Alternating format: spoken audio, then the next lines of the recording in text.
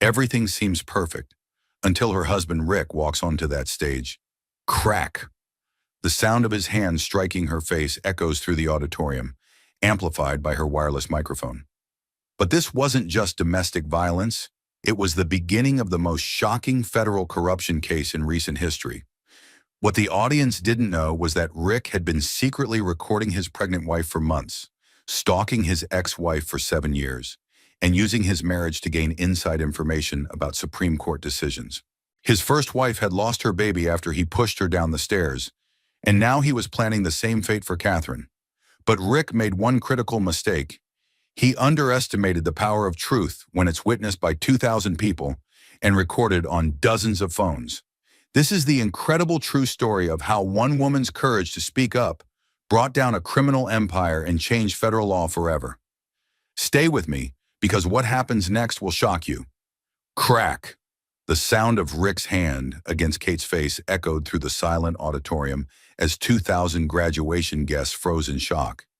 Catherine Sterling had imagined this moment 1,000 times during her 3 grueling years of law school, but never like this.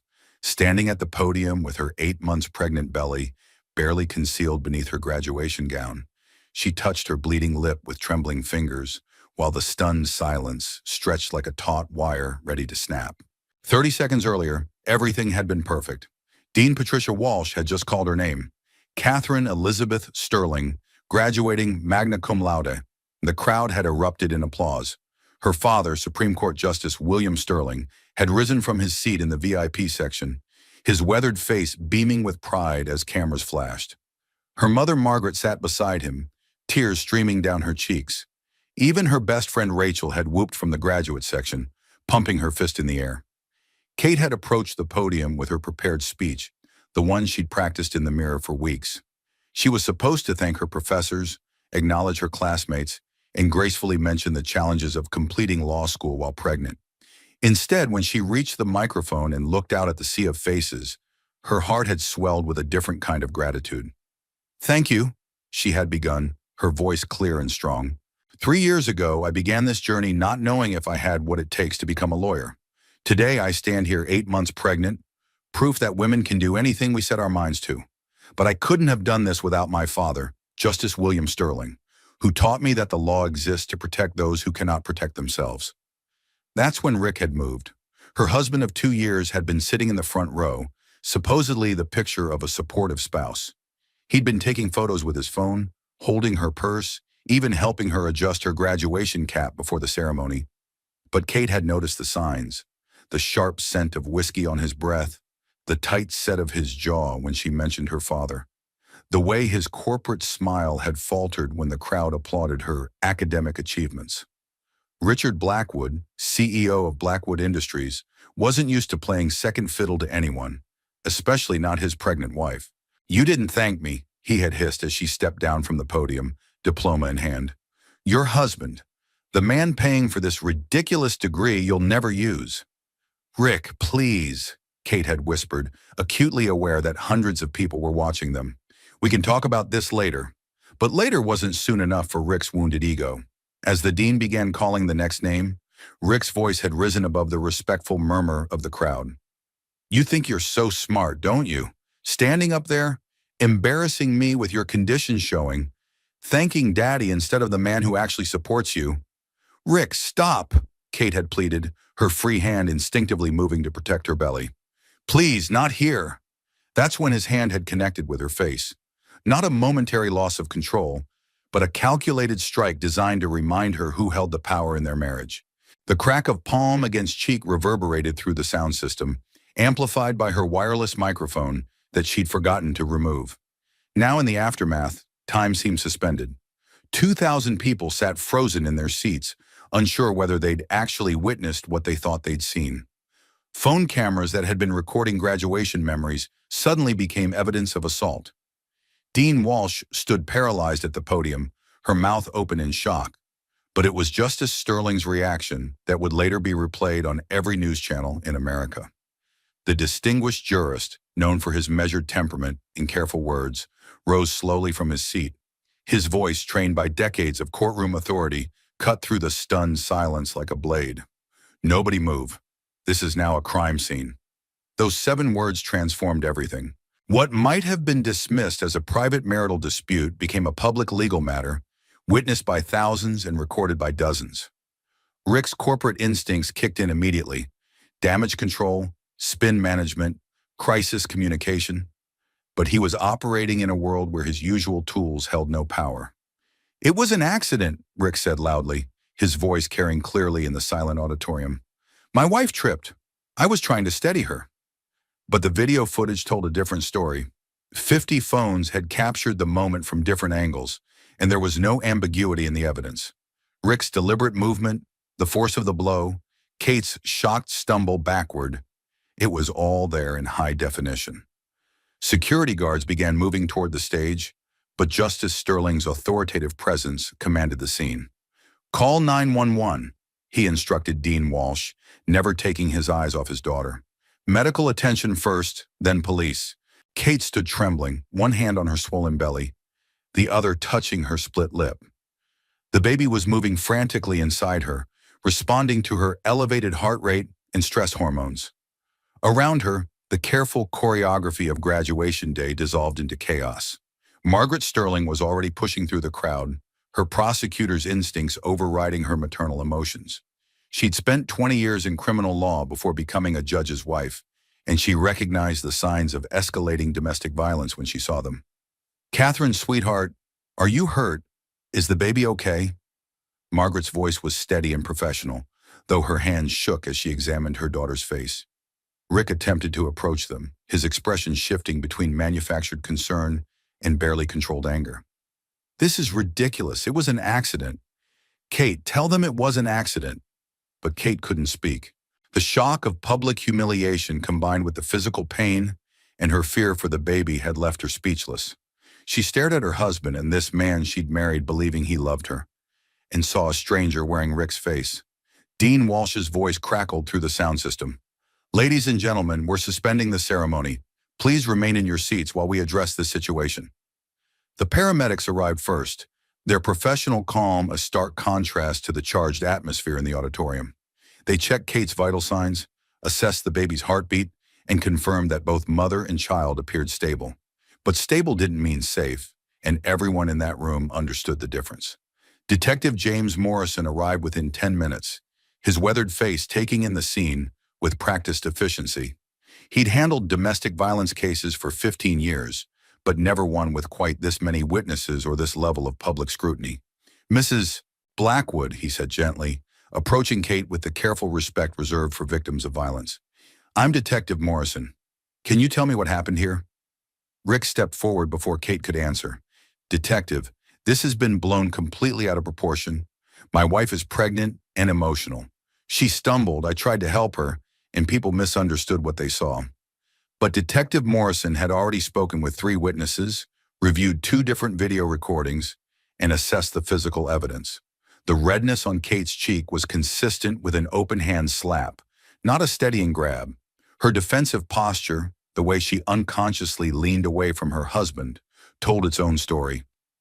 "Sir, I'm going to need you to step back," Morrison told Rick. "Mrs. Blackwood, are you able to answer some questions?" Kate nodded slowly, finding her voice. "He hit me, in front of everyone. He hit me because I thanked my father in my speech instead of him." The words hung in the air like an accusation and a revelation combined.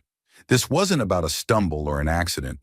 This was about power, control, and a man who believed his wife's achievements somehow diminished his own status. Rick's face flushed with anger and embarrassment. "You're being dramatic, Kate. Everyone knows you're emotional lately because of the pregnancy. This is exactly the kind of instability I've been worried about." It was the wrong thing to say in front of a detective trained to recognize manipulation tactics. Morrison had heard abusers use pregnancy as a weapon before, claiming their victims were too hormonal or unstable to be credible witnesses to their own abuse. Justice Sterling approached the group with measured steps, his judicial training warring with his paternal instincts. "Detective Morrison, I want to be clear about something. I am this woman's father, and I recognize that creates certain complications. But I am also an officer of the court, and I witnessed a crime being committed. I'm prepared to make a formal statement as a witness. The implications were staggering. A Supreme Court justice serving as a witness in a domestic violence case involving his own daughter would create unprecedented legal and ethical challenges. But Justice Sterling's commitment to the law superseded even his family relationships, a principle that would soon be tested in ways none of them could imagine. As the auditorium slowly emptied under police supervision, Kate remained at the center of a growing storm. Her graduation day, meant to celebrate 3 years of academic achievement and the promise of a legal career ahead, had become the day her private hell became public knowledge. But in the midst of shock and humiliation, something else began to emerge. For the first time in 2 years of marriage, Kate wasn't alone with Rick's anger. There were witnesses now. There was evidence. There was help. The perfect day had indeed been shattered. But sometimes breaking is the first step toward freedom. Security guards rushed toward Rick as Kate touched her bleeding lip. But Justice Sterling's voice cut through the chaos like a gavel striking wood. "Nobody move. This is now a crime scene." The auditorium buzzed with whispers and the clicking of phone cameras as Dean Walsh's voice echoed through the sound system. "The graduation ceremony is hereby suspended. Please remain in your seats while authorities address the situation." Kate felt disconnected from her own body, as if she were watching the scene unfold from somewhere above the stage. The baby kicked frantically against her ribs, responding to her racing heartbeat and flood of stress hormones. She pressed her palm against her belly, trying to calm both herself and the child within. "Ma'am, we need to check you and the baby," said one of the paramedics, a kind-faced woman in her 40s. "Can you sit down for me?" They guided Kate to a chair that had been quickly arranged on the stage. The paramedic checked her pulse, blood pressure, and used a portable fetal monitor to assess the baby's condition. The rhythmic whoosh-whoosh of the heartbeat filled the tense air, a sound that should have been comforting, but instead highlighted how much danger they might both be in. "Baby sounds good," the paramedic reported. "Strong heartbeat, normal rhythm, but you're showing signs of acute stress. Any cramping, contractions, unusual pain?" Kate shook her head, though her entire body felt like it was vibrating with tension. "Just scared. He's never done anything like this in public before." The words slipped out before she could stop them, and Detective Morrison immediately stepped closer. "Mrs. Blackwood, when you say in public, are you telling me this has happened in private?" Rick's voice boomed across the stage. "Don't answer that, Kate. You're clearly in shock, and anything you say now could be misunderstood later." But Kate was tired of Rick speaking for her, making decisions for her, controlling every aspect of their life together. For 2 years, she'd convinced herself that his possessiveness was love, his criticism was helpful guidance, his isolation of her from friends and family was natural for a new marriage. The sting on her cheek and the shocked faces of 2,000 witnesses had shattered those careful justifications. "He's very controlling," she told Detective Morrison quietly. "He monitors my phone calls, my emails, where I go. He says it's because he loves me, but it feels like—" She struggled for the word. "Like I'm his property." Margaret Sterling had reached the stage and immediately positioned herself between Rick and her daughter. Her years as a prosecutor had taught her to recognize the signs of escalating domestic violence, and everything about Rick's behavior, his alternating attempts at charm and intimidation, his efforts to control the narrative, his complete lack of concern for Kate's well-being, fit the pattern perfectly. "Detective Morrison," Margaret said, her voice carrying the authority of someone who'd spent decades in criminal courtrooms, "I've observed my son-in-law's behavior toward my daughter for the past 2 years. What happened here today is consistent with a pattern of controlling and emotionally abusive behavior." Rick's face darkened with rage. "You people are unbelievable. I provide for Kate, I support her dreams, I pay for her education, and this is how you repay me? By turning a simple accident into some kind of conspiracy against me?" "Mr. Blackwood," Detective Morrison said, his tone remaining professionally neutral, "I've reviewed 3 different video recordings of the incident. There was nothing accidental about your actions." Justice Sterling approached the group with careful, measured steps. His presence commanded respect even in this chaotic situation, but Kate could see the struggle in his eyes. As a judge, he understood the importance of remaining impartial and allowing the legal process to unfold. As a father, he wanted to wrap his daughter in his arms and promise that no one would ever hurt her again. "Catherine," he said softly, using her full name as he had when she was a child in trouble, "I need you to know that what happened here today was not your fault. You have done nothing wrong." Those simple words broke something inside Kate that had been straining for months. Tears began flowing down her cheeks, and she realized she couldn't remember the last time someone had told her she'd done nothing wrong. In Rick's world, everything was her fault. If he was angry, she'd provoked it. If he was disappointed, she'd failed him. If he was embarrassed, she'd humiliated him. Dean Walsh approached the group, her graduation regalia seeming absurd in the current circumstances. "Catherine, I want you to know that the entire law school community stands behind you. What happened here today? Well, it's exactly why we need more women in law. To stand up to men who believe they're above accountability." Rick's corporate attorneys would later argue that Dean Walsh's statement represented bias that prejudiced any potential legal proceedings. But in that moment, her support meant everything to a young woman who'd been isolated from her own support network for 2 years. "I want to press charges," Kate said suddenly, the words emerging with surprising clarity and strength. "I want to press charges against my husband for assault." The statement sent ripples through the remaining crowd of witnesses. Rick's face went white, then red with fury. "Kate, you don't mean that. You're upset, you're pregnant, you're not thinking clearly." But Kate had never been thinking more clearly in her life. "I mean it.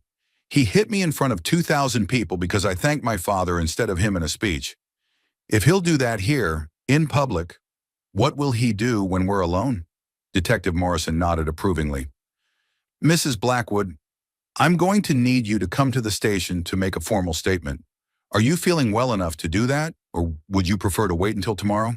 "I can do it now," Kate said, though her voice was shaky. "I want to do it now, while it's fresh, while I have courage." Rick made one final attempt to regain control of the situation. "This is insane. Kate, think about what you're doing. Think about our baby, our marriage, your future. Do you really want to destroy our family over one moment of misunderstanding?" But Justice Sterling stepped forward, and when he spoke, it was with the full weight of his judicial authority. "Mr. Blackwood, you have just committed assault in front of multiple witnesses, including officers of the court. The legal process will now take its course, regardless of your personal preferences or your attempts to manipulate the victim." Margaret Sterling wrapped her arm around her daughter's shoulders. "Catherine, your father and I will support you through whatever comes next. You're not alone anymore." As they prepared to leave the auditorium, Kate's friend Rachel pushed through the crowd of remaining graduates. "Kate, oh my God, are you okay? I can't believe... I always thought Rick was controlling, but I never imagined..." "You thought he was controlling?" Kate asked, surprised by the admission. Rachel looked uncomfortable. "Well, yeah. The way he always had to know where you were, how he'd call or text constantly during study groups, how you stopped coming to social events. I wanted to say something, but you seemed happy, and I didn't want to interfere in your marriage." It was a common refrain among friends and family of abuse victims. The signs were there, but no one wanted to interfere in a private relationship. Kate realized she'd been sending mixed signals, covering for Rick's behavior, making excuses for his jealousy and possessiveness, even as they slowly strangled her independence. As they walked toward the exit, Detective Morrison fell into step beside them. "Mrs. Blackwood, I want you to understand something important. This case isn't just about domestic violence anymore. Because your father is a Supreme Court justice, and because the assault took place in such a public forum, there may be federal implications to consider." Kate didn't fully understand what he meant, but she could see her parents exchanging meaningful glances. Her father's position, which had always been a source of pride and protection, was about to make their family situation infinitely more complicated. Behind them, Rick was already on his phone with his attorneys, his voice carrying across the emptying auditorium. "I don't care what it costs. This situation needs to disappear immediately, whatever it takes to make this go away quietly. But some things can't be bought, and some silences can't be purchased." The video of Rick striking his pregnant wife at her graduation ceremony was already spreading across social media, shared by outraged witnesses who'd captured the moment on their phones. By the time they reached the police station, de jure justice for Kate was beginning to trend on multiple platforms. The perfect day had become a public reckoning, and there was no going back to the carefully maintained silence that had protected Rick's reputation and preserved Kate's marriage. The truth, like the red mark on Kate's cheek, was now visible for everyone to see. As they prepared to enter the police station, Justice Sterling placed his hand on his daughter's shoulder. "Catherine, what happens next won't be easy, but remember what I taught you about justice. It's not always convenient and it's rarely comfortable, but it's always necessary." Kate nodded, feeling the baby shift inside her, as if responding to the promise of protection and accountability that lay ahead. For the first time in 2 years, she felt like she could breathe freely. "Mrs. Blackwood, I need you to understand something," Detective Morrison said gently as they settled into the interview room at the police station. "This wasn't just domestic violence. This was assault with hundreds of witnesses, and your father's position makes this potentially a federal matter." Kate sat in the hard plastic chair, still wearing her graduation gown, her cap long since discarded. The fluorescent lights cast harsh shadows across her face, making the red mark on her cheek appear even more pronounced. Her mother sat beside her, having insisted on being present as both support and legal counsel. "Federal?" Kate asked, confused. "I don't understand. Rick hit me. It's assault, maybe domestic violence, but federal?" Detective Morrison exchanged glances with Margaret Sterling before explaining. "When someone assaults the family member of a federal judge, especially in such a public manner, it raises questions about potential intimidation or coercion related to judicial proceedings. We have to investigate whether this was an isolated incident of domestic violence or part of a broader pattern that might influence your father's judicial decisions." The implications were staggering. Kate had never considered that her husband's behavior might be seen as an attempt to manipulate Supreme Court decisions through intimidation of a justice's family member. But as she thought about Rick's increasing anger over her father's influence in her life, his resentment of the Sterling family's legal prominence, and his belief that he should control every aspect of their marriage, the possibility didn't seem far-fetched. "Detective Morrison," Margaret said in her crisp prosecutor's voice, "before we proceed, I need to know, are you treating my daughter as a victim or as a potential tool in a federal investigation?" "She's absolutely a victim, Your Honor," Morrison replied, using Margaret's former judicial title out of respect. "But we need to understand the full scope of what we're dealing with. Mrs. Blackwood, can you tell me about your husband's attitude toward your father's position on the Supreme Court?" Kate thought carefully before answering. "Rick has always been, jealous isn't the right word. Resentful, maybe? He thinks my family looks down on him because he's in business rather than law. He's made comments about my father's cases, especially ones involving corporate regulations or business rights." "What kind of comments?"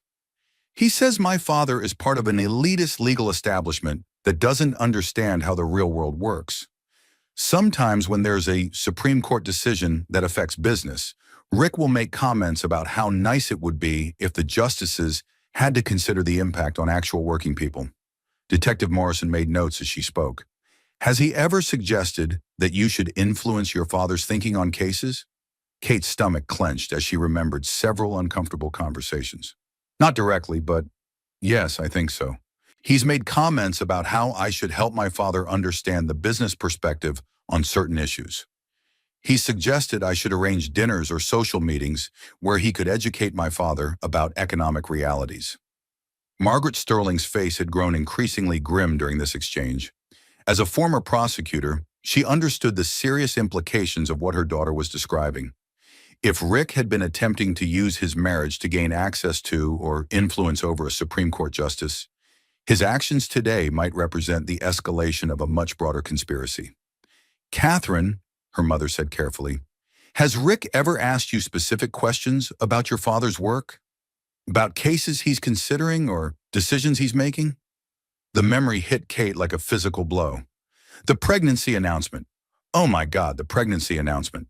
Both Detective Morrison and Margaret leaned forward. "What about the pregnancy announcement?" Morrison asked. "We announced my pregnancy at a family dinner 3 months ago. There was a case your father was considering then." Kate looked at her mother. Something about reproductive rights and corporate health insurance coverage. Rick kept asking detailed questions about how my father was leaning, what the other justices were thinking. I thought he was just making conversation, but he was trying to get inside information about a pending Supreme Court case. Margaret finished, her voice tight with controlled anger. Detective Morrison's radio crackled, and he stepped away briefly to take a call. When he returned, his expression was even more serious than before. Mrs. Blackwood, I have some disturbing news. We've been conducting background checks on your husband as part of this investigation. Kate's heart began racing. What kind of background checks? This isn't Rick's first incident. We've discovered a sealed record from his previous marriage that ended 7 years ago. The world seemed to tilt around Kate. Previous marriage? Rick told me I was his first wife. Margaret reached over and squeezed her daughter's hand. What happened in the previous marriage, Detective? Morrison consulted his notes grimly. His first wife, Jennifer Walsh, was hospitalized twice during their 2-year marriage. Once for a broken wrist that she claimed resulted from falling downstairs. The second time for injuries consistent with being pushed or shoved, though she refused to press charges. Kate felt sick. What happened to her? The marriage ended when she was 6 months pregnant. She had what was officially classified as a miscarriage, but the medical records suggest the fetal death was consistent with trauma to the abdomen. Again, she refused to press charges, but she divorced him immediately afterward and moved to another state. The interview room fell silent except for the hum of fluorescent lights. Kate struggled to process what she was hearing. The man she'd married, the father of her unborn child, had potentially killed a previous unborn child through violence against his first wife. Where is she now? Kate whispered. Jennifer. We're working on locating her. She changed her name after the divorce and has been very careful to stay under the radar. But Mrs. Blackwood, this information changes the scope of our investigation significantly. We're not just looking at today's assault anymore. We're looking at a potential pattern of escalating violence toward pregnant women. Margaret Sterling stood up, her prosecutor instincts taking over completely. Detective Morrison, I need to know what protective measures you're putting in place for my daughter immediately. If Rick has a history of violence toward pregnant wives, Catherine and her baby are in serious danger. We're working on a restraining order, but that's just paper. Given the circumstances and the potential federal implications, we're coordinating with the U.S. Marshals Service to ensure proper protection for your family.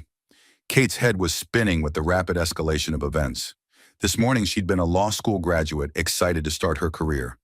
Now she was potentially a federal witness in a case involving judicial intimidation and domestic terrorism. There's something else, Detective Morrison continued. Rick's corporate attorneys have already been in contact with the district attorney's office. They're not just handling the assault case, they're preparing a comprehensive legal strategy that appears to involve discrediting you as a witness. What do you mean? Kate asked. They're arguing that your pregnancy makes you emotionally unstable, that your father's position creates bias in the investigation, and that the public nature of the incident represents a conspiracy to damage Rick's reputation and business interests. Margaret Sterling's laugh was bitter and knowing. Classic abuser tactics.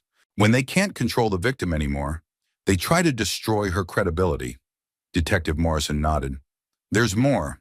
They filed preliminary divorce papers that include a custody arrangement giving Rick full custody of your child upon birth, based on claims that you're mentally unstable and under the undue influence of your family's political agenda.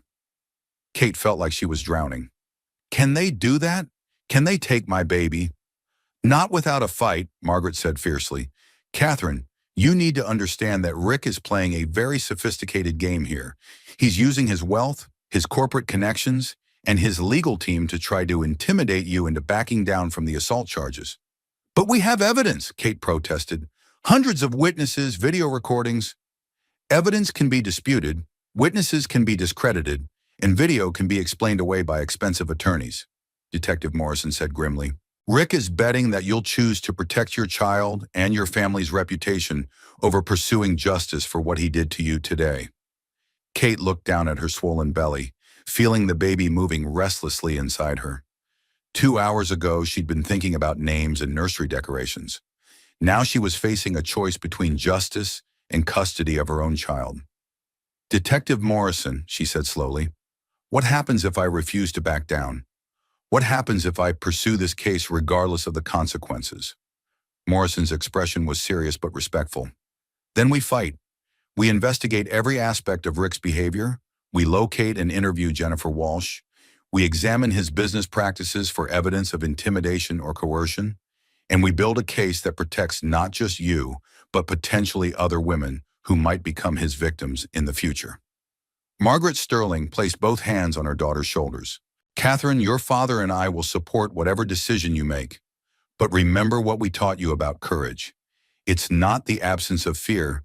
It's acting in spite of fear, because the cause is just. Kate closed her eyes and felt the baby kick against her ribs, as if urging her forward. When she opened them again, her voice was steady and determined. Let's fight. Let's build the case. And let's find Jennifer Walsh. Outside the police station, Rick was already implementing his own strategy, unaware that his carefully hidden past was about to become very public knowledge. The battle for truth, justice, and the safety of 2 generations of women was just beginning. Attorney Sarah Beth Coleman delivered devastating news 3 days later as she spread legal documents across the conference table in her downtown office. Rick's prenuptial agreement isn't just about money, Kate. There's a clause that gives him full custody if you're deemed mentally unstable, and he's already filed papers claiming your father's involvement proves you're unfit. Kate stared at the papers, her 8.5 months pregnant body making it difficult to lean forward comfortably. The prenup she'd signed 2 years earlier in a haze of romantic excitement now read like a carefully constructed trap, each clause designed to ensure Rick maintained absolute control over every aspect of their relationship. I don't understand, Kate said, her voice barely above a whisper. How can he claim I'm mentally unstable? I just graduated law school magna cum laude. Sarah Beth, a sharp-featured woman in her late 30s who specialized in high-stakes family law, had seen these tactics before. He's arguing that your decision to involve your father in legal proceedings demonstrates poor judgment and emotional instability. His attorneys are painting a picture of a pregnant woman who can't think for herself and is being manipulated by her politically motivated family. Margaret Sterling, who had insisted on attending this meeting, studied the documents with the practiced eye of someone who'd spent 20 years in criminal law. This is character assassination disguised as legal strategy. Rick is trying to destroy Catherine's credibility before she can testify against him in the assault case. It gets worse, Sarah Beth continued, pulling out another folder. Detective Morrison shared some information with me that Rick's team doesn't know we have yet. Rick has been secretly recording conversations with you for months, Kate. Phone calls, private discussions, even arguments. He's building a case that you're emotionally unstable and influenced by your father's political agenda. The blood drained from Kate's face. Recording me? How is that legal? In this state, it's legal if one party consents to the recording, Sarah Beth explained. Rick has been documenting what he claims is evidence of your instability, but what actually sounds like a man systematically breaking down his pregnant wife's self-confidence. Kate tried to remember all the private conversations she'd had with Rick over the past months. How many times had she expressed doubts about her abilities, fears about motherhood, concerns about balancing family and career? In the context of a normal marriage, these would be natural anxieties shared between spouses. In Rick's hands, they became evidence of mental instability. There's something else, Sarah Beth said, her voice taking on a more ominous tone. We've been investigating Rick's business practices as part of building your defense. What we've found suggests this goes far beyond domestic violence. Detective Morrison entered the conference room at that moment, carrying a thick file and wearing the grim expression of someone who'd uncovered information he wished he hadn't found. Mrs. Blackwood, he said, taking a seat across from her, we've made contact with Jennifer Walsh, Rick's first wife. She's agreed to speak with us, but she's terrified. She's been living under an assumed name for 7 years, and she believes Rick has been having her monitored. Kate's hand instinctively moved to protect her belly. Monitored how? Financial surveillance, mostly. Someone has been tracking her credit reports, employment records, and address changes. She's moved 4 times in 7 years, always because she felt like she was being watched. Margaret Sterling's prosecutor instincts were fully activated now. Detective Morrison, are you telling us that Rick has been stalking his ex-wife for 7 years? That suggests a level of obsession and control that goes far beyond normal domestic violence. That's exactly what I'm telling you. And Jennifer's story about her pregnancy, it wasn't a miscarriage. Rick pushed her down a flight of stairs when she was 6 months pregnant because she threatened to leave him. The baby died, and she nearly did too. The room fell silent except for the sound of Kate's labored breathing. She was looking at her future, or what her future could become if Rick's pattern of escalating violence continued unchecked. Sarah Beth leaned forward. Jennifer is willing to testify, but she needs protection. Rick's corporate resources give him the ability to make people disappear, financially if not physically. Detective Morrison nodded. We're working with federal authorities to provide witness protection for Jennifer. Her testimony, combined with the medical records we've recovered and the evidence of ongoing surveillance, paints a picture of systematic abuse and intimidation that spans nearly a decade. But there's a complication, Sarah Beth continued. Rick's legal team has made a preemptive strike. They filed a motion claiming that any testimony from Jennifer is irrelevant because it predates your marriage and therefore has no bearing on your current situation. They're also arguing that Jennifer is an unreliable witness because of her history of mental health treatment following the loss of her baby. Kate felt like she was suffocating under the weight of Rick's manipulations. Even 7 years later, he was using Jennifer's trauma as a weapon against her credibility. How does he have access to her mental health records? That's what we're trying to figure out, Detective Morrison said grimly. Either his investigators are very good at finding information that should be sealed, or Rick has connections that run deeper than we initially realized. The baby kicked hard against Kate's ribs, as if responding to her elevated stress levels. Dr. Emily Harrison had warned her that continued stress could lead to premature labor, but the alternative, backing down and allowing Rick to escape consequences for his actions, felt like a betrayal of every woman who'd ever been victimized by his violence.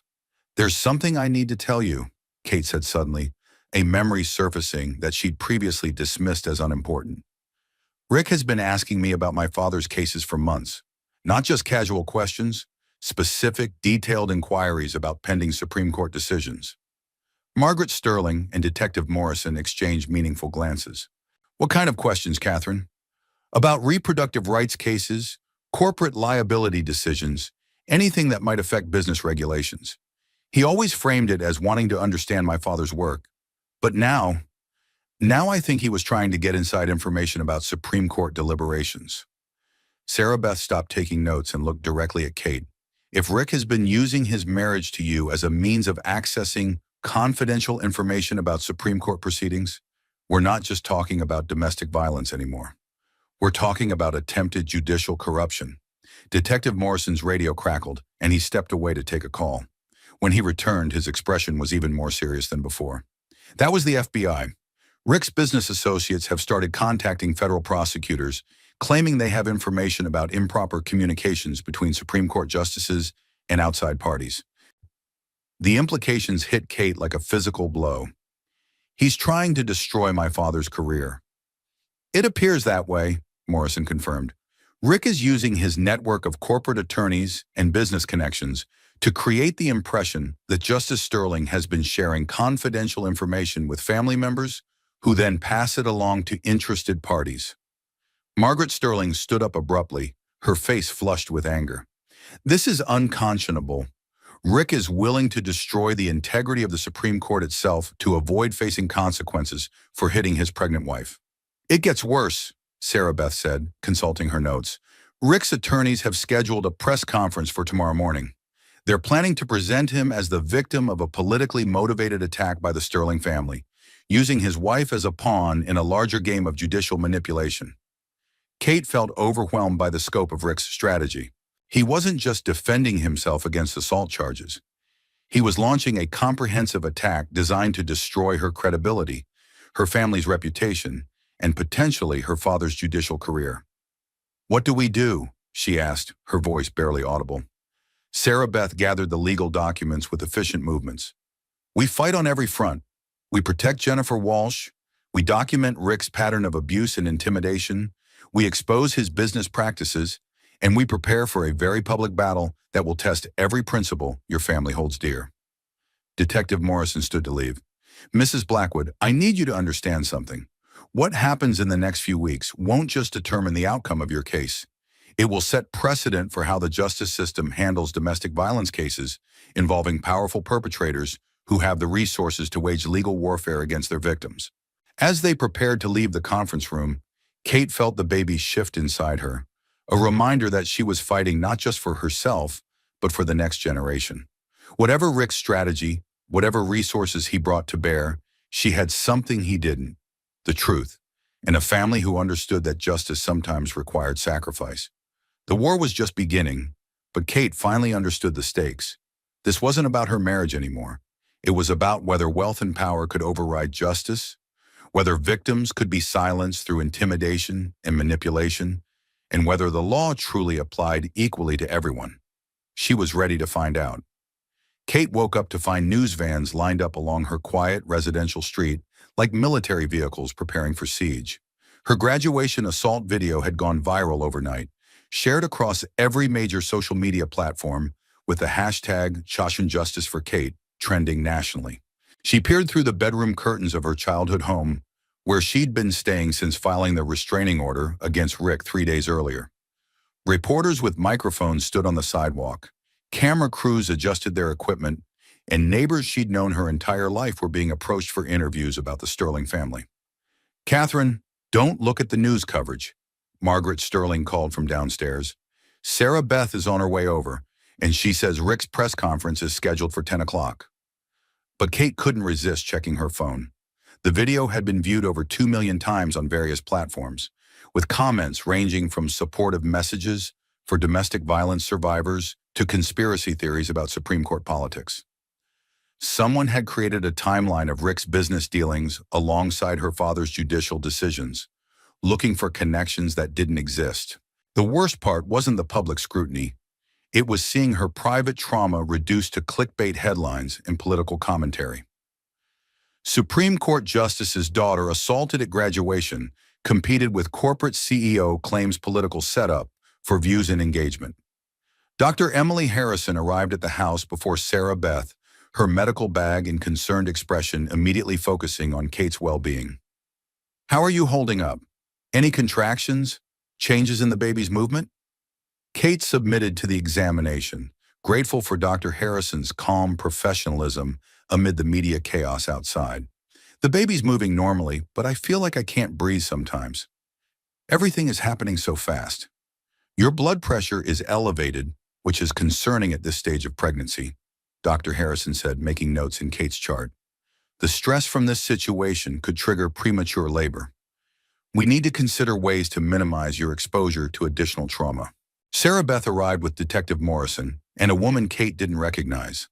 A tall, elegant African-American woman in her 50s, wearing the kind of understated but expensive clothing that suggested success in high-stakes professional situations.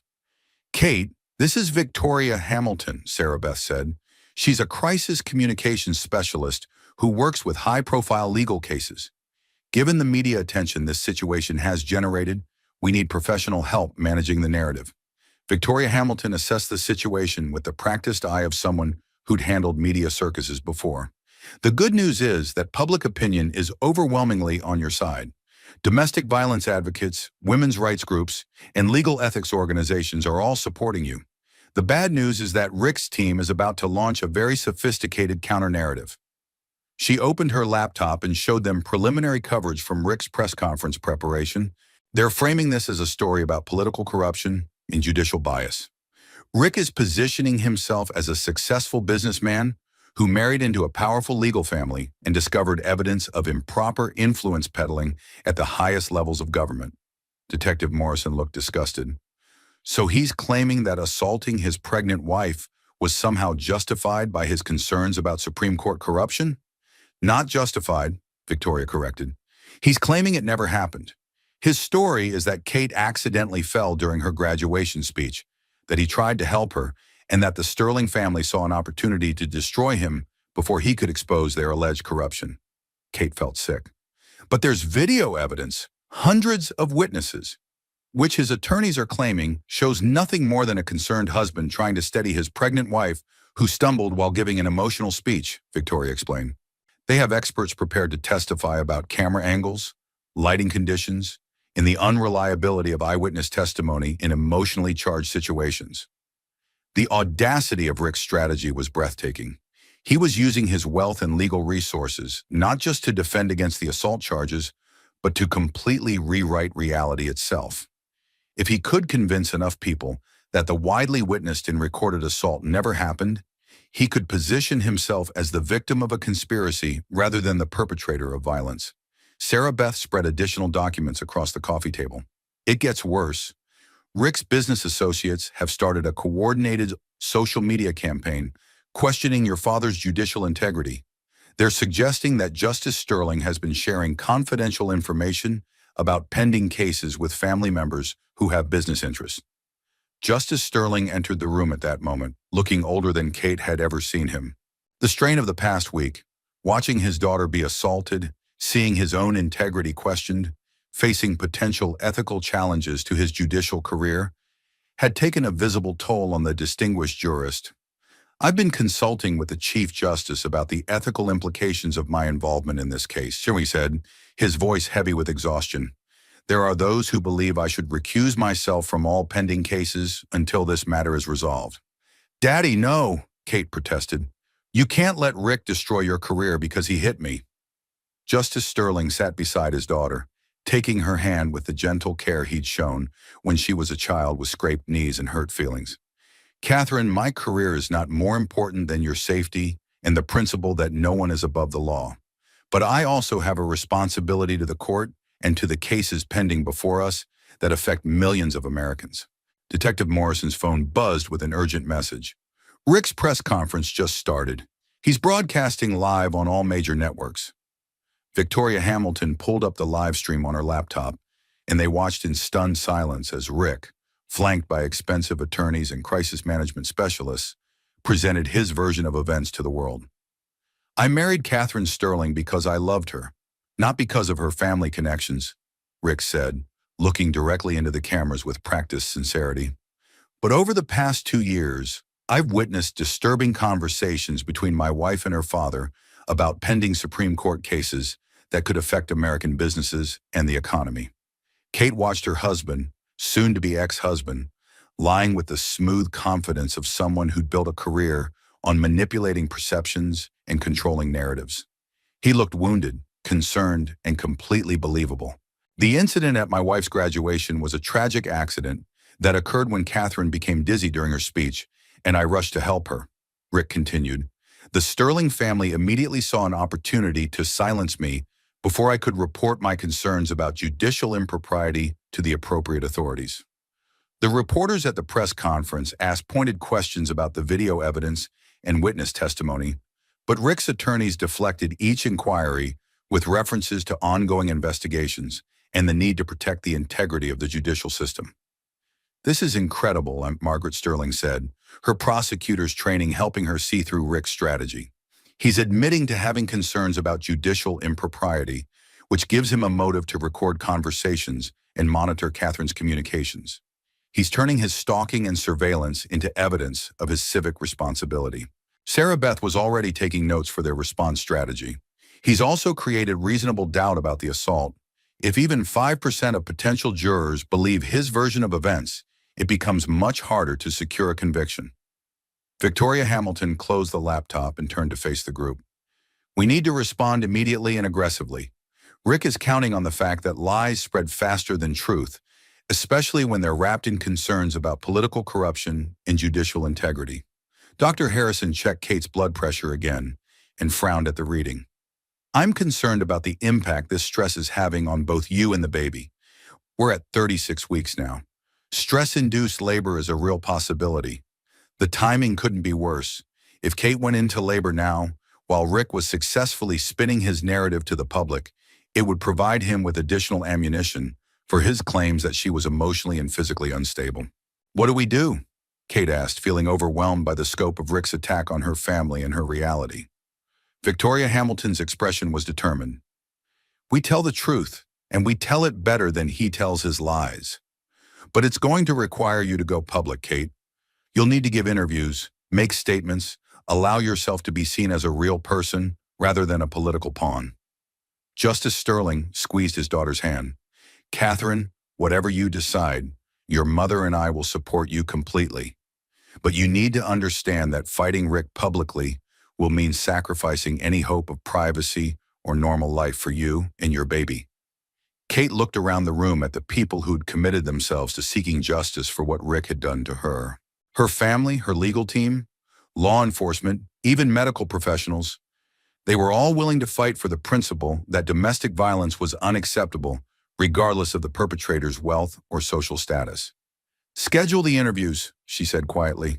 If Rick wants to make this a public battle about truth versus lies, then let's make sure the truth has the best possible chance of winning. Outside, the news vans continued their vigil, waiting for the next development in a story that had captured national attention. Inside, a young woman prepared to fight not just for justice, but for the right to define her own reality in the face of a powerful man's attempts to rewrite history itself. The media storm was just beginning, but Kate was no longer willing to be swept away by it. Rick's own mother, Eleanor Blackwood, arrived unannounced at the Sterling family home 2 days after Rick's press conference. The 70-year-old woman stood on the front porch with perfectly styled gray hair, expensive but understated clothing, and eyes that held decades of carefully concealed pain. "I need to speak with Catherine," Eleanor said when Margaret Sterling opened the door. "I have something that will destroy my son's case, but using it will destroy our family forever." Margaret led Eleanor into the living room, where Kate was resting under doctor's orders, her pregnancy now at 37 weeks and her stress levels still dangerously high. Detective Morrison and Sarah Beth Coleman had been called to the house for what Eleanor described as urgent testimony that changes everything. Eleanor Blackwood was not the woman Kate had expected, based on Rick's descriptions of his mother. Instead of the weak, manipulated woman Rick had portrayed, Eleanor carried herself with the quiet dignity of someone who'd survived decades of psychological warfare while maintaining her outward composure. "Catherine, I owe you an apology," Eleanor began, her voice steady but filled with regret. "I've watched my son treat you the same way his father treated me for 40 years, and I said nothing because I was afraid of what Richard would do if I interfered." Detective Morrison leaned forward with interest. "Mrs. Blackwood, are you saying you witnessed a pattern of abusive behavior from your son toward his wife?" Eleanor opened her expensive handbag and removed a small digital recording device. "I'm saying I documented it. For 2 years, I've been recording Richard's phone calls to me where he complained about Catherine's behavior, described his methods of controlling her, and detailed his plans to use their marriage to gain access to Supreme Court information." The room fell silent as the implications of Eleanor's statement sank in. Rick's own mother had been building a case against him, collecting evidence of his abuse and potentially criminal behavior. "Why?" Kate asked, her voice barely above a whisper. "Why would you record your own son?" Eleanor's composed facade cracked slightly, revealing the pain beneath. "Because I spent 40 years married to Richard's father, and I watched my son learn every single technique of psychological abuse and control from a master practitioner. I swore that if I ever had the chance to stop the cycle, I would take it." Sarah Beth Coleman activated her own recording device with Eleanor's permission. "Mrs. Blackwood, I need you to understand that anything you tell us could be used in legal proceedings against your son. Are you certain you want to proceed?" Eleanor nodded firmly. "I'm 70 years old, Ms. Coleman. I've spent my entire adult life protecting men who didn't deserve protection while watching them destroy women who did. I'm ready to tell the truth." She pressed play on her digital recorder, and Rick's voice filled the room with chilling clarity. "Mother, Catherine is becoming a problem. She thinks graduating law school makes her independent, but she needs to understand that I control every aspect of our life together. The money, the house, even access to her precious father, it all goes through me." Eleanor's voice on the recording was carefully neutral. "Richard, marriage is supposed to be a partnership." "Partnership?" Rick's laugh was cold and calculating. "Catherine is an investment, Mother. Her father's position on the Supreme Court makes her valuable, but only if she understands her place in the relationship. I've been recording our conversations for months to document her emotional instability. If she ever tries to leave me or cause problems, I'll have her declared mentally unfit and take custody of our child. Sinoid. The recording continued with Rick detailing his strategies for isolating Kate from her friends, monitoring her communications, and using her pregnancy to make her financially and emotionally dependent on him. Most disturbing were his casual references to information he'd gathered about pending Supreme Court cases through his conversations with Kate. Detective Morrison stopped the playback. "Mrs. Blackwood, how many of these recordings do you have?" 47 phone conversations over the past 18 months, Eleanor replied. "Richard calls me every Sunday to complain about his life and plan his strategies for controlling the people around him. I realized early in his marriage to Catherine that he was escalating toward violence, just like his father did with me."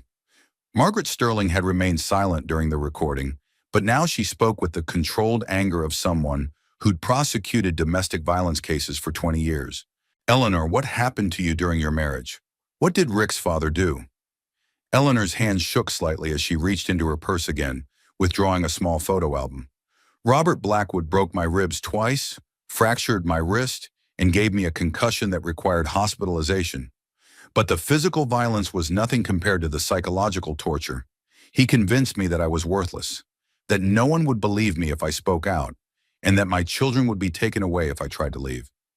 She opened the photo album to reveal medical records, hospital photos, and documentation spanning 4 decades of systematic abuse. "I kept records because I thought someday I might find the courage to leave, but I never did. Robert died 3 years ago, and I thought the nightmare was over. Then I watched Richard begin using the same techniques on Catherine that his father had perfected on me." Kate struggled to process what she was hearing. The grandmother-to-be of her child had endured 4 decades of abuse and had been documenting Rick's behavior to prevent history from repeating itself. "Mrs. Blackwood," Sarah Beth said carefully, "your testimony in these recordings could be crucial evidence in both the assault case and the investigation into your son's business practices. But I need you to understand that testifying against Rick will likely result in permanent estrangement from your son and potentially put you at risk of retaliation." Eleanor's smile was sad but determined. "Ms. Coleman, I'm 70 years old and I have terminal cancer. The doctors give me 6 months to a year. I'd rather spend my remaining time trying to protect my daughter-in-law and grandchild than maintaining a relationship with a man who's become everything I despised about his father." The revelation about Eleanor's terminal diagnosis added another layer of complexity to an already overwhelming situation. Rick's mother was using her final months to break a generational cycle of abuse, but her death would eliminate a key witness in any legal proceedings. Detective Morrison's phone buzzed with an urgent message. "Mrs. Blackwood, I need to inform you that Rick has discovered you're here. He's on his way to this address with his security team, and he's making threats about family loyalty and consequences for betrayal." Eleanor's face went pale, but her voice remained steady. "Then we need to work quickly. Detective Morrison, I have copies of all the recordings, Rick's business correspondence that shows his attempts to influence judicial proceedings, and documentation of his surveillance of his first wife, Jennifer Walsh." "You know about Jennifer?" Kate asked, surprised. "Richard told me about the baby that died," Eleanor said quietly. "He was proud of it. He said Jennifer learned what happened when wives tried to leave their husbands. He described it as a teaching moment." Hodorina, the casual cruelty of Rick's attitude toward Jennifer's tragedy and the death of his first unborn child revealed a level of sociopathy that went far beyond typical domestic violence. This wasn't a man who lost control in moments of anger. This was someone who used violence as a calculated tool to maintain power and control. Sarah Beth was already on her phone coordinating with law enforcement. "We need Eleanor in protective custody immediately, and we need to fast-track the analysis of these recordings. If Rick is willing to threaten his own dying mother to maintain his cover story, there's no limit to what he might do to intimidate other witnesses." As if summoned by their conversation, the sound of car doors slamming echoed from the street outside. Through the window, they could see Rick approaching the house with 2 men who looked like private security or corporate investigators. Eleanor stood up with surprising strength for someone battling cancer. "Catherine, I want you to know that watching you find the courage to fight back has been the proudest moment of my life as Richard's mother. You're doing what I never could do. Detective Morrison was already coordinating with backup units, while Sarah Beth prepared to invoke legal protections for their elderly witness. Justice Sterling, who had been quietly observing from the doorway, stepped forward with the full authority of his judicial position. "Eleanor," he said gently, "thank you for choosing to protect my daughter and grandchild. Your courage in breaking this cycle will save lives." Outside, Rick's voice could be heard demanding entry to the Sterling family home, his tone alternating between false concern for his pregnant wife and barely controlled rage at his mother's betrayal. But inside, the truth was finally being documented and preserved by people who understood that some silences are more dangerous than any truth. Eleanor Blackwood had spent 40 years as a victim of domestic violence. In her final months, she was choosing to become a survivor and protector instead. The cost would be enormous, but the principle was simple. No more women would suffer what she had suffered if she could prevent it. The battle lines were now clearly drawn, and Rick was about to discover that his own family's loyalty had limits that his cruelty had finally exceeded. "Your Honor," Sarah Beth Coleman announced as she stood before Judge Theodore Brennan 6 weeks later, "we're not just seeking justice for domestic violence. We're exposing a pattern of abuse that spans decades and multiple victims." The courtroom was packed with media representatives, domestic violence advocates, legal observers, and curious spectators drawn by the high-profile nature of the case. Kate sat at the plaintiff's table, her 6-week-old daughter Emma sleeping peacefully in her arms despite the surrounding chaos. The baby's presence served as a powerful reminder of what was at stake in these proceedings. Rick sat at the defense table flanked by 3 expensive attorneys, his expression carefully controlled, but his frequent glances toward Kate and the baby revealing his frustration at losing control of the narrative. Eleanor Blackwood's recordings had been ruled admissible evidence despite his legal team's vigorous objections, and Jennifer Walsh's testimony via secure video link had been devastatingly effective. Judge Brennan, a colleague of Justice Sterling's, but with no personal relationship to the family, had been selected specifically to avoid any appearance of judicial bias. His reputation for fairness and his experience with complex domestic violence cases made him an ideal choice for proceedings that would likely set important legal precedents. Detective Morrison took the witness stand first, presenting the evidence methodically and professionally. "Your Honor, our investigation revealed a pattern of escalating abuse spanning nearly a decade. The defendant used his wealth and corporate resources to stalk and intimidate his first wife, Jennifer Walsh, for 7 years after their divorce.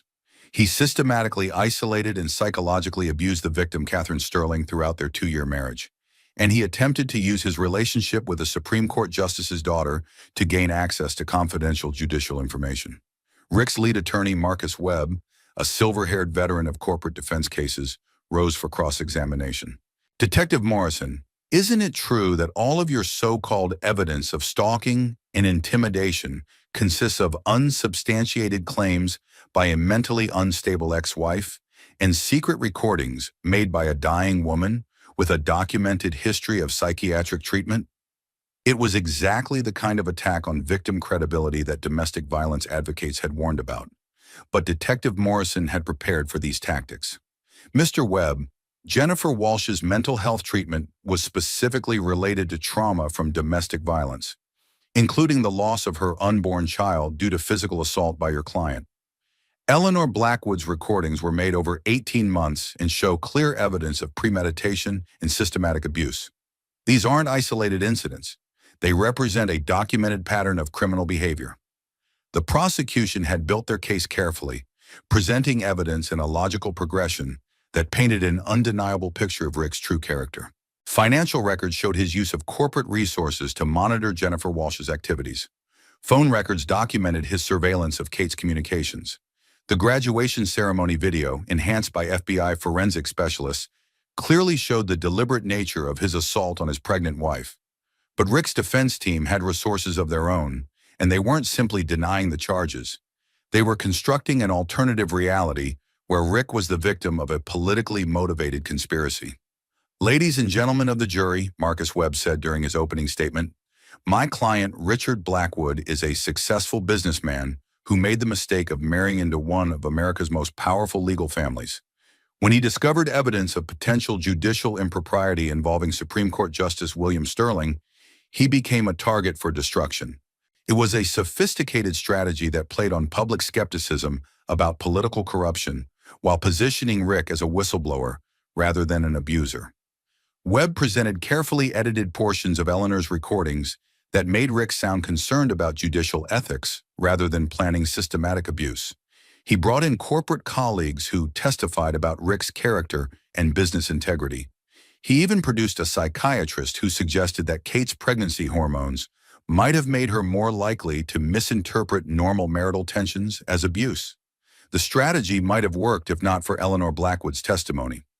Despite her terminal cancer diagnosis and obvious physical frailty, Eleanor took the witness stand with quiet determination. Sarah Beth guided her through decades of documented abuse, the careful records she'd kept, and her decision to protect her daughter-in-law and grandchild from the violence that had defined her own marriage. "Mrs. Blackwood," Sarah Beth asked, "why did you wait 40 years to report the abuse you suffered?"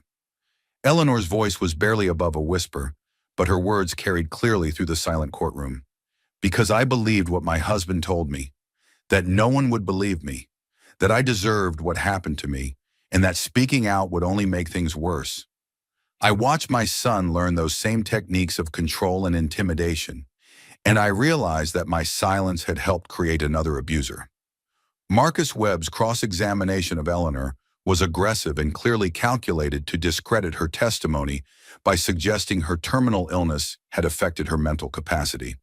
But Eleanor had prepared for this attack with the help of her own physicians, who confirmed that her cognitive function remained completely intact despite her physical decline. The most devastating moment came when Eleanor played one of Rick's recorded phone calls where he bragged about Jennifer Walsh's miscarriage. "Mother, Jennifer learned what happens when women try to leave their husbands. Catherine needs to understand that lesson too, especially now that she's carrying my child." The courtroom fell completely silent as Rick's own words revealed his true character. Several jurors were visibly disturbed by the casual cruelty in his tone, and the defense team's attempts to claim the recording was taken out of context seemed weak and desperate. Jennifer Walsh's video testimony from her secure location provided additional confirmation of Rick's pattern of abuse. Despite Marcus Webb's attempts to discredit her as mentally unstable, her detailed account of Rick's escalating violence and her description of the assault that killed her unborn child was compelling and consistent with medical records from her hospitalization. "Mr. Blackwood didn't just push me down the stairs," Jennifer testified via secure video link. "He told me afterward that if I ever tried to leave him again, he would make sure I lost everything. My reputation, my financial security, even my life if necessary. I believed him then, and I believe him now." The prosecution's case was methodical and overwhelming, but Rick's defense team had one final strategy that caught everyone by surprise. They produced Kate's college roommate, Sandra Phillips, who testified that Kate had struggled with anxiety and depression during law school and had made statements about her father's Supreme Court cases that suggested she was sharing confidential information with her husband. It was exactly the kind of character assassination that domestic violence survivors feared most, using their private struggles and vulnerabilities against them in legal proceedings. Sandra's testimony implied that Kate was emotionally unstable and had been improperly sharing judicial information with Rick, which supported his claims of being concerned about judicial ethics. Sarah Beth's cross-examination of Sandra was swift and brutal. "Ms. Phillips, how much money did the defendant pay you for this testimony?" Sandra's face flushed with embarrassment. "I wasn't paid. I was just asked to tell the truth about Catherine's behavior in law school." "The truth?" Sarah Beth produced financial records showing a $50,000 payment from one of Rick's corporate accounts to Sandra's personal bank account just 1 week before her testimony. "Is $50,000 your usual fee for telling the truth about former roommates?" The revelation that Rick had bribed a witness to testify against Kate was the final nail in his defense strategy. Even his own attorneys looked shocked by the evidence of witness tampering, and Judge Brennan immediately ordered a recess to consider contempt charges against the defense team. As they prepared to resume testimony, Kate felt baby Emma stirring in her arms. The 6-week-old had slept through most of the proceedings, but now she was waking up and would soon need to be fed. The timing seemed symbolic. new life demanding attention and care, while the legal system worked to hold accountable those who threatened the vulnerable. "Sarah Beth," Kate whispered, "I want to testify. I want the jury to hear from me directly about what Rick did and why it matters." Taking the witness stand as a new mother while testifying against her abusive ex-husband would be one of the most difficult things Kate had ever done. But she was ready to speak her truth, regardless of the personal cost. The battle for justice was entering its final phase, and Kate was determined that her voice would be heard above Rick's lies and manipulations. From her hospital bed where she'd given birth to Emma just 3 weeks earlier, Kate had made a decision that shocked everyone. "I'm not just fighting for custody, I'm pressing federal charges for conspiracy and racketeering based on Rick's systematic abuse of power." Now taking the witness stand with her infant daughter in the courthouse nursery nearby, Kate faced the most important testimony of the entire case. The federal investigation had expanded beyond domestic violence into a complex web of corporate corruption, witness intimidation, and attempted judicial manipulation that could send Rick to prison for decades rather than months. U.S. Attorney Patricia Vance, who had taken over the federal aspects of the prosecution, guided Kate through her testimony with the skill of someone who'd spent 15 years prosecuting organized crime cases. The scope of Rick's criminal enterprise was far broader than anyone had initially realized. "Mrs. Sterling," Attorney Vance said, using Kate's maiden name, which she'd resumed after the divorce, "can you describe how your ex-husband used your relationship with Supreme Court Justice William Sterling to gain access to confidential judicial information?" Kate's voice was steady despite the emotional weight of her testimony. "Rick would ask me seemingly casual questions about my father's work, which cases he was considering, how he was likely to vote, what discussions were happening among the justices. At first, I thought he was just interested in my family's work, but over time, I realized he was systematically gathering intelligence about Supreme Court deliberations. The federal prosecutors had uncovered evidence that Rick had been sharing this information with corporate clients and business associates, essentially selling access to Supreme Court intelligence through his marriage to a justice's daughter. SEC investigations had revealed suspicious trading patterns in several corporations that corresponded directly with Rick's access to advance information about pending judicial decisions. Marcus Webb rose for cross-examination, but his usual aggressive tactics were complicated by the presence of federal prosecutors and the overwhelming evidence of his client's criminal enterprise. "Mrs. Sterling, isn't it possible that you misinterpreted your husband's natural interest in current legal affairs as something more sinister?" Kate had prepared for this question with the help of her legal team. "Mr. Webb, my ex-husband recorded our private conversations for 18 months and used those recordings to build a case that I was mentally unstable. He monitored my phone calls, emails, and text messages. He isolated me from friends and family members who might have questioned his behavior. This wasn't casual interest. It was systematic intelligence gathering and psychological manipulation." The federal case had transformed Rick from a domestic violence defendant into the target of a major organized crime investigation. FBI financial analysts had traced millions of dollars in suspicious transactions connected to Rick's corporate network. Wiretaps authorized under federal racketeering statutes had captured conversations between Rick and his associates, discussing ways to intimidate witnesses and manipulate legal proceedings. Detective Morrison, now working with federal agents, presented evidence that Rick had been using corporate resources to conduct surveillance not just on Jennifer Walsh and Kate, but on several other individuals connected to Supreme Court cases that affected his business interests. "Your Honor," Detective Morrison testified, "the defendant established what amounts to a criminal enterprise designed to corrupt judicial proceedings through intimidation, bribery, and the systematic gathering of confidential information. This goes far beyond domestic violence. It represents a direct attack on the integrity of our legal system." The most damaging evidence came from Rick's own business associates, several of whom had agreed to cooperate with federal investigators in exchange for reduced charges in their own cases. Corporate executive Michael Torres testified about meetings where Rick bragged about his access to Supreme Court information and discussed strategies for influencing judicial decisions through pressure on justices' family members. Rick told us that marrying Catherine Sterling was the best business decision he'd ever made. Torres testified. He said Justice Sterling's position gave him inside information worth millions of dollars in trading advantages and regulatory insights. Rick's defense team was falling apart under the weight of federal prosecution resources. Marcus Webb had been replaced by a team of white-collar criminal defense specialists, but even they seemed overwhelmed by the scope of evidence against their client.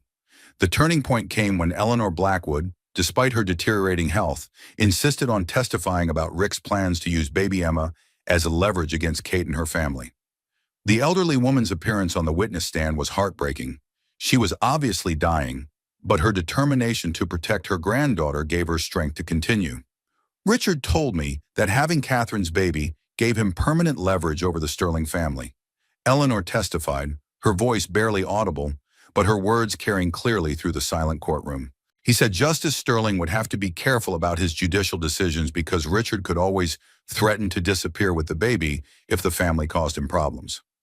The implication that Rick had been planning to kidnap his own child as leverage against a Supreme Court justice represented the kind of criminal conspiracy that federal prosecutors rarely encountered. It transformed the case from domestic violence into potential domestic terrorism. But Rick's legal team had one final surprise that threatened to derail the entire prosecution. They produced illegally obtained copies of Kate's private medical records, including psychiatric evaluations from her college years and details about her pregnancy that were meant to be confidential. Your Honor, Rick's new lead attorney announced, these medical records show that Mrs. Sterling has a documented history of mental health issues that make her testimony unreliable. More importantly, they reveal that she discussed her father's judicial work with her psychiatrist, which represents a breach of Supreme Court confidentiality protocols. It was exactly the kind of desperate, unethical maneuver that domestic violence survivors feared most, using their private medical information and mental health struggles against them in legal proceedings.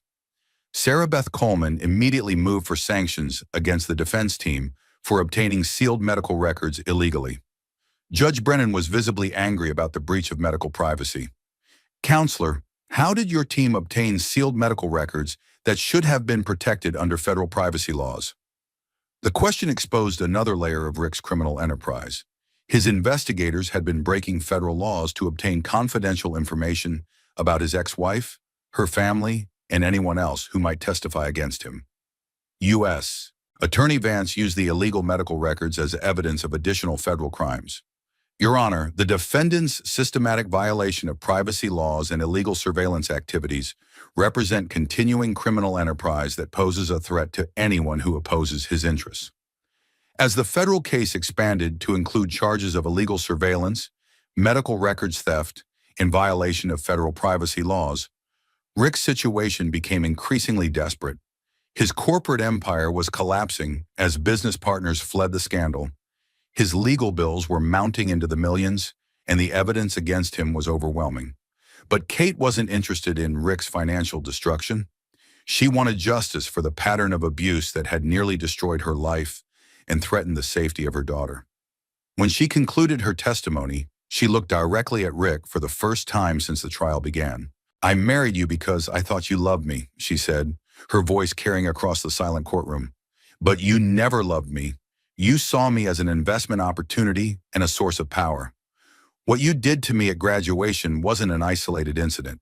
It was the inevitable result of 2 years of systematic abuse designed to break my spirit and make me compliant with your criminal enterprise." The federal jury would deliberate for 3 days before returning verdicts on dozens of charges ranging from domestic violence to racketeering conspiracy. But regardless of the outcome, Kate had already won the most important victory. She had found her voice, protected her daughter, and helped expose a criminal enterprise that had been operating in the shadows of America's legal system. The fight for everything had become a fight for justice itself, and Kate was no longer afraid of ladies and gentlemen of the jury. Federal prosecutor Patricia Vance began her closing argument 3 months after the trial began. "This case isn't about one slap at a graduation ceremony. It's about a man who believed his wealth and power put him above the law, even when that law was represented by a Supreme Court justice." The courtroom was packed beyond capacity, with overflow crowds watching live broadcasts in adjacent rooms. What had begun as a domestic violence case had evolved into one of the most significant federal corruption prosecutions in recent memory. Rick faced 47 separate charges ranging from domestic violence and witness tampering to racketeering conspiracy and attempted corruption of federal judicial proceedings. Kate sat in the front row holding 4-month-old Emma, surrounded by the team of advocates, attorneys, and law enforcement officials who had fought alongside her for justice. Eleanor Blackwood sat beside her in a wheelchair, her cancer having progressed rapidly during the trial proceedings, but her determination to see justice done, keeping her present for the verdict. Rick's defense team had spent millions of dollars on expert witnesses, character testimony, and sophisticated legal strategies, but the evidence against him was overwhelming. FBI surveillance had captured him discussing plans to flee the country with Emma if the trial went badly. Corporate investigations had revealed bribes paid to court officials, illegal surveillance of federal judges' families, and systematic attempts to manipulate stock prices using confidential Supreme Court information. The defendant created a criminal enterprise, prosecutor Vance continued, that used domestic violence as its foundation and judicial corruption as its goal. He didn't just abuse his wife, he used that abuse as part of a broader conspiracy to corrupt the highest court in our nation. Marcus Webb, who had returned to lead Rick's defense after his replacement proved ineffective, made a final desperate argument that his client was being prosecuted for domestic violence that should have been handled in state court, not federal conspiracy charges that carried decades in prison.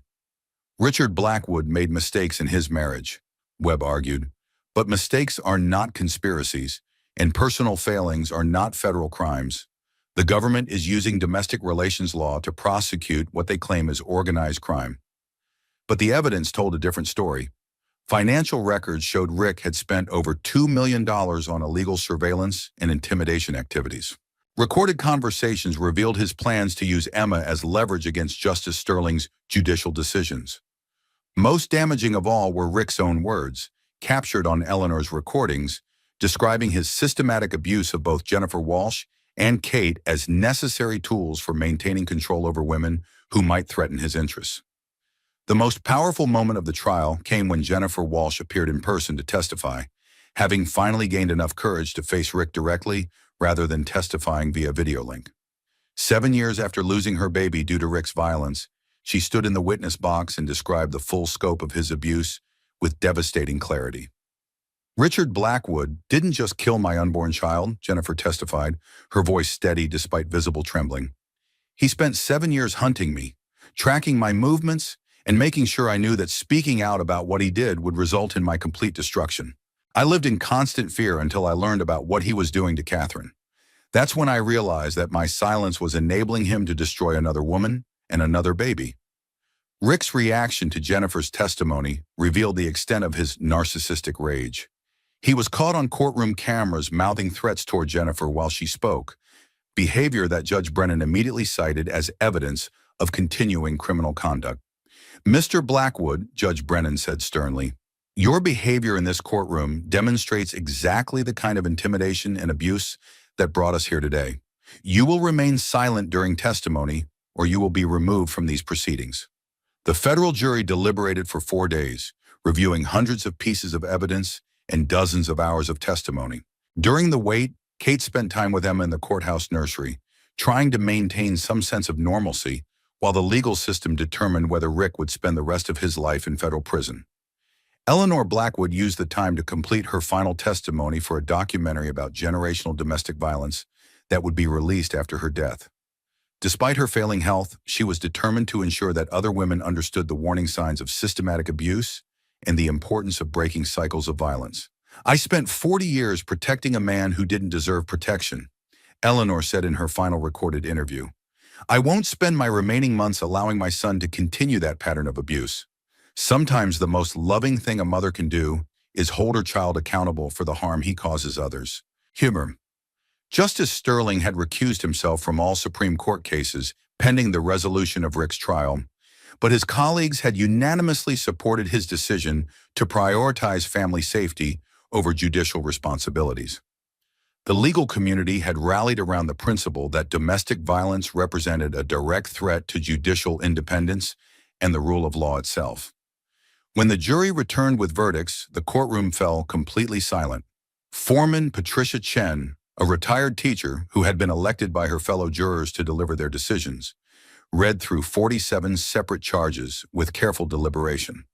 On the charge of domestic violence in the first degree, we find the defendant guilty. On the charge of witness intimidation, we find the defendant guilty. On the charge of racketeering conspiracy, we find the defendant guilty. The verdicts continued for 20 minutes, with guilty findings on 45 of the 47 charges. The only acquittals were on 2 minor financial charges where the evidence had been less conclusive. Rick's face remained impassive throughout the reading, but his hands shook visibly as the weight of his convictions became clear. Judge Brennan scheduled sentencing for 6 weeks later, but legal observers estimated that Rick faced a minimum of 25 years in federal prison and potentially life imprisonment given the severity of his crimes and his lack of cooperation with investigators. The most satisfying moment for Kate came when federal marshals placed Rick in handcuffs and led him away to await sentencing. For 2 years, she had lived in fear of his anger, his control, and his threats. Now he was the one facing an uncertain future, while she held their daughter and planned for a life free from his influence. Eleanor Blackwood squeezed Kate's hand as they watched Rick being escorted from the courtroom. "It's over, dear. He can't hurt you or Emma or any other woman ever again." Outside the courthouse, media representatives and domestic violence advocates had gathered for what had become the most closely watched conclusion of a federal domestic violence prosecution in American history. Kate had prepared a brief statement with the help of Victoria Hamilton, but when she stepped up to the microphones, she spoke from her heart rather than from prepared remarks. Today's verdicts represent justice not just for me, but for every woman who has been told that domestic violence is a private matter that doesn't concern the legal system, Kate said, her voice carrying clearly across the crowd. Rick Blackwood used his wealth and power to try to silence his victims and corrupt our courts, but justice won because brave people were willing to speak truth to power. She looked down at Emma, who was sleeping peacefully despite the noise and chaos around them. "My daughter will grow up in a world where domestic violence has consequences, where wealth and power don't provide immunity from accountability, and where women's voices are heard and believed." The press conference concluded with statements from federal prosecutors, domestic violence advocates, and legal experts about the broader implications of Rick's convictions. The case had established important precedents about federal prosecution of domestic violence cases involving systematic abuse and corruption of judicial proceedings. But for Kate, the most important outcome was simpler and more personal. She was free. Emma was safe. And the cycle of violence that had nearly destroyed 2 generations of women in Rick's family had finally been broken. As they walked away from the courthouse, Eleanor Blackwood looked up at her daughter-in-law with pride and satisfaction. "Catherine, you did what I never had the courage to do. You fought back, and you won." Oh. 6 weeks later, Rick would be sentenced to 35 years in federal prison without possibility of parole. His corporate empire would be dismantled to pay restitution to his victims and fund domestic violence prevention programs. His attempts to appeal the convictions would fail at every level, including a final rejection by the Supreme Court where Justice Sterling had recused himself from the case. But those victories lay in the future. For now, Kate simply walked away from the courthouse holding her daughter, surrounded by people who had fought for justice, and finally free to build the life she'd always imagined for herself and her child. The reckoning was complete, and the future belonged to the survivors. 6 months after Rick's sentencing, Kate stood at another podium, but this time she was addressing a congressional hearing on domestic violence legislation while holding her healthy 8-month-old daughter, Emma. The House Judiciary Committee had invited her to testify about the need for federal legislation addressing domestic violence cases involving systematic abuse and corruption. "Chairman Rodriguez, members of the committee," Kate began, her voice carrying the confidence of someone who had survived the worst and found her strength on the other side. "My experience with domestic violence began like most, with isolation, control, and psychological manipulation. But it escalated into a federal criminal conspiracy because my abuser believed his wealth and power made him immune to consequences." The hearing room was packed with domestic violence advocates, legal experts, and media representatives, covering what had become known as the Sterling Blackwood case.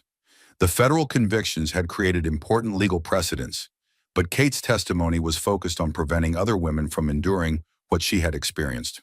Emma sat contentedly in her mother's lap, occasionally making small sounds that drew smiles from the usually serious congressional representatives. The baby's presence served as a powerful reminder of what was at stake in domestic violence cases. Not just the immediate victims, but future generations who deserve to grow up free from violence and fear. The system worked in my case because I had extraordinary resources, Kate continued. My father is a Supreme Court justice.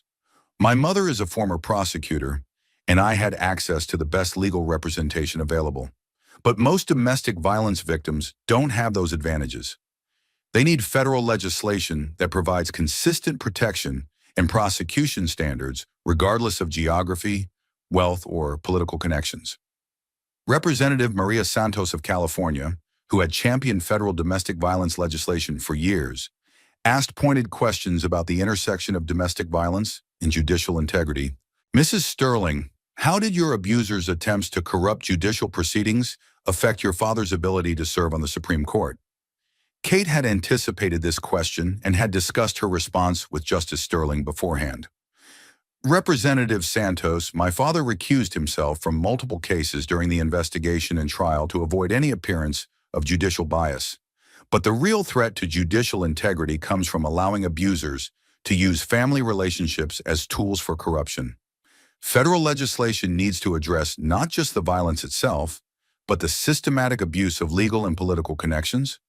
The proposed legislation, dubbed the Sterling Act, despite Kate's objections to having her name attached to it, would create federal jurisdiction for domestic violence cases involving public officials, systematic abuse patterns, or attempts to corrupt legal proceedings. It had bipartisan support from representatives who recognized that domestic violence could threaten the foundations of democratic governance.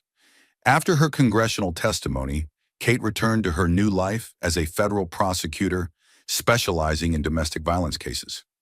The U.S. Attorney's Office had offered her a position immediately after Rick's conviction, recognizing her unique combination of legal training, personal experience, and public credibility in domestic violence cases. Her first case had involved a military contractor who was using his security clearance and government connections to intimidate and abuse his wife. The parallels to her own situation were obvious, but Kate had learned to channel her personal experience into professional advocacy rather than allowing it to overwhelm her. The defendant believed his position gave him immunity from consequences, she had argued in her opening statement. But domestic violence is domestic terrorism, and terrorism has no immunity under American law. The conviction had been swift and decisive, establishing Kate's reputation as a prosecutor who understood both the legal complexities and personal realities of domestic violence cases involving powerful perpetrators. Eleanor Blackwood had died peacefully in her sleep 3 months after Rick's sentencing, but not before seeing her granddaughter take her first steps and hearing her first words. Her final weeks had been spent establishing a foundation to support domestic violence survivors and fund research into generational patterns of abuse. Eleanor understood something that took me years to learn, Kate reflected during the Foundation's inaugural fundraising dinner. Breaking cycles of violence requires more than individual courage. It requires systemic change and community support. Her foundation will ensure that other women have the resources and support she never had when she needed them most. Justice Sterling had returned to his full duties on the Supreme Court after Rick's conviction, his reputation enhanced rather than damaged by his decision to prioritize family protection over judicial convenience. A profile in the Harvard Law Review described his handling of the crisis as a masterclass in judicial ethics and personal integrity. The legal community had embraced Justice Sterling's approach as a model for handling conflicts between judicial responsibilities and family emergencies. Several law schools had created case studies based on his decisions during the crisis, using them to teach future lawyers about the complexities of legal ethics in personal situations. Margaret Sterling had been appointed to head a new federal task force on domestic violence prevention, drawing on her prosecutorial experience and her personal understanding of how domestic violence affected legal families. Her first initiative was creating specialized training programs for law enforcement officers dealing with domestic violence cases involving public officials or legal professionals. Domestic violence doesn't respect professional boundaries or social status, Margaret told the inaugural class of federal domestic violence investigators, but it does exploit power imbalances and institutional weaknesses. Our job is to ensure that the legal system protects victims regardless of who their abusers might be. Jennifer Walsh had emerged from years of hiding to become a powerful advocate for domestic violence survivors, particularly those dealing with long-term stalking and intimidation by wealthy abusers. Her testimony in Rick's trial had been so compelling that she'd been invited to speak at conferences across the country about surviving systematic abuse. Rick Blackwood stole 7 years of my life through fear and intimidation, Jennifer told audiences. But watching Catherine Sterling fight back gave me the courage to reclaim my voice and help other women find theirs. The ripple effects of Rick's conviction continued to spread through corporate and legal communities. Several of his business associates had been indicted on related charges, and SEC investigations had uncovered widespread corruption involving the illegal use of confidential judicial information for financial gain. Rick himself had been transferred to a maximum security federal prison in Colorado, where he was serving his 35-year sentence in relative isolation. His appeals had been exhausted, his corporate empire had been liquidated to pay restitution to victims, and his attempts to maintain contact with Emma through prison correspondence had been blocked by court order. But the most important changes were personal ones. Kate had moved into a new house near her parents, creating a safe and stable environment for Emma, while maintaining her independence as a single mother and federal prosecutor. The house had a large garden where she planned to teach Emma to grow vegetables and flowers, creating beauty and sustenance from careful nurturing and patient work. Emma was thriving, showing no signs of the trauma that had surrounded her birth. She was walking confidently, beginning to speak in simple sentences, and displaying the kind of fearless curiosity that suggested she would grow up feeling safe and loved rather than controlled and intimidated. "She looks like you at that age," Justice Sterling observed during one of their regular Sunday dinners. "But she has a confidence that you had to fight to develop. She's growing up knowing she's safe and valued and heard." The observation was true. Emma was developing in an environment where women's voices were respected, where strength was celebrated rather than punished, and where love was demonstrated through support rather than control. She would never know the fear that had defined her mother's marriage, because that fear had been replaced by justice and healing. On the first anniversary of Rick's conviction, Kate stood once again at a graduation ceremony, this time Emma's first birthday party, surrounded by friends and family who had supported them through the darkest period of their lives. Dean Walsh, now retired, had attended with news that the law school was establishing a scholarship for domestic violence survivors in Kate's name. "I know you probably don't want your name on another program," Dean Walsh said with a smile, "but your courage inspired a generation of law students to understand that legal advocacy can literally save lives." As the party wound down and Emma fell asleep in her arms, Kate reflected on the journey that had brought them to this moment. The graduation ceremony where Rick had struck her seemed like it had happened in another lifetime, to a different person who had accepted control and intimidation as the price of marriage and security. That woman was gone, replaced by someone who understood that true security came from justice, that real love was demonstrated through support rather than control, and that courage was not the absence of fear, but the decision to act in spite of fear when the cause was just. Emma stirred in her arms, opening her eyes briefly to look up at her mother with the kind of trust that came from being consistently protected and cherished. In those eyes, Kate saw not just her daughter's future, but the future of all the women who would benefit from the legal precedents, institutional changes, and cultural shifts that had emerged from their struggle. The perfect day had indeed been shattered by Rick's violence, but from the broken pieces, something stronger and more beautiful had emerged. Justice had been served, cycles of violence had been broken, and a new generation was growing up in a world where domestic violence had consequences and women's voices were heard and believed. As the sun set on this anniversary of survival and justice, Kate held her daughter close and looked toward a future filled with possibilities that Rick's control had never been able to imagine or contain. They were free, They were safe, and they were home. The story that had begun with the crack of a hand against a face at a graduation ceremony had ended with the sound of a baby's laughter and the promise of justice for generations to come. Some endings are also beginnings, and some victories create the foundation for even greater triumphs yet to be won. In the quiet of evening, with Emma sleeping peacefully in her arms, Kate Sterling knew that she had kept the most important promise she had ever made: to break the cycle of violence and create a world where her daughter could grow up fearless, valued, and free. The silence was no longer shattered. It had been replaced by something much more powerful: the sound of truth, justice, and new life beginning. If Catherine's story of courage and justice inspired you, hit that like button to support survivors of domestic violence. Share this video with someone who needs to hear that their voice matters and that justice is possible, even against the most powerful opponents. And don't forget to subscribe and ring the notification bell, because stories like these remind us why truth and accountability matter more than wealth and power. Your support helps these important stories reach people who need hope and inspiration. What did you think of Catherine's incredible journey from victim to federal prosecutor? Let me know in the comments below.